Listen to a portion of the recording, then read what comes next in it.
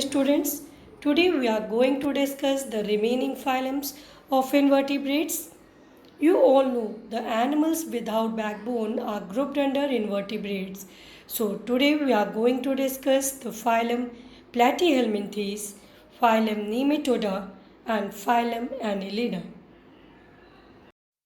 Hello children, let us discuss the third phylum, phylum Platyhelminthes, which include flatworms. They have thin, soft and flattened body. They are without body cavity. Body is divided into many segments. Live as parasite inside the bodies of their host animals. So children, you can see that body of planaria and liver fluke is flat like paper. As most of the organs are absent, they do not have body cavity. You can see the body of tapeworm segments are very clear. They all are endoparasites, that is, live inside the body of host animals or humans. Once they enter in the body of host, they reach the intestine and they get attached to the intestinal wall with help of their suckers, and they start absorbing the digested food from the intestine of host. As they do not digest their own food, they already absorb the digested food, so digestive system is absent in them. Their thin body helps them to absorb the nutrition properly because they absorb the nutrition through their body surface. Their body is bilaterally symmetrical, that is, it can be cut into two equal halves along a single plane, that is from center. Sexes are not separate, both male and female are present in the same body. Planaria shows a very interesting feature of regeneration. If you cut the body of planaria into pieces, each piece will rise into a new planaria. Liver fluke causes many liver and bile diseases in their host. Next phylum, phylum Nematoda, which include roundworms. Nematodes have long, cylindrical and unsegmented body. They live as parasites inside the body of animals, including humans, and cause diseases. So children, Nematoda phylum includes roundworm. Roundworms are found in freshwater or marine water or in terrestrial environment. Their body is long, cylindrical but smooth. Unlike tapeworm, they do not have segments.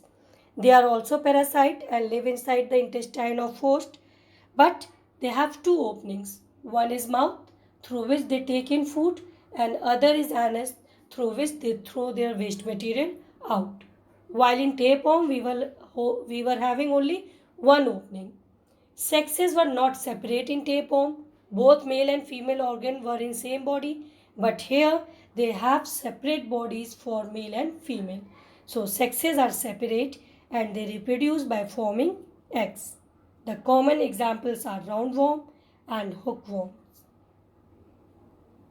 Let us discuss the fifth phylum, phylum Annelida, which is also referred as true worms. These are known as true worms because true segments are present in their body. You have also seen the segments in case of tapeworm, but that segments are only present from external surface. But here the segments are both internally and externally. So these segments are called as true segments, and the worms having the true segments are known as true worms.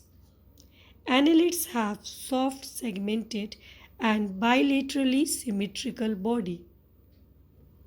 They have a body cavity and a well-developed alimentary canal.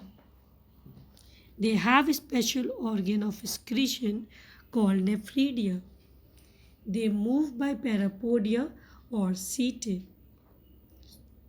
So you can see that earthworm body is segmented. Segments are both on the surface and inside the body.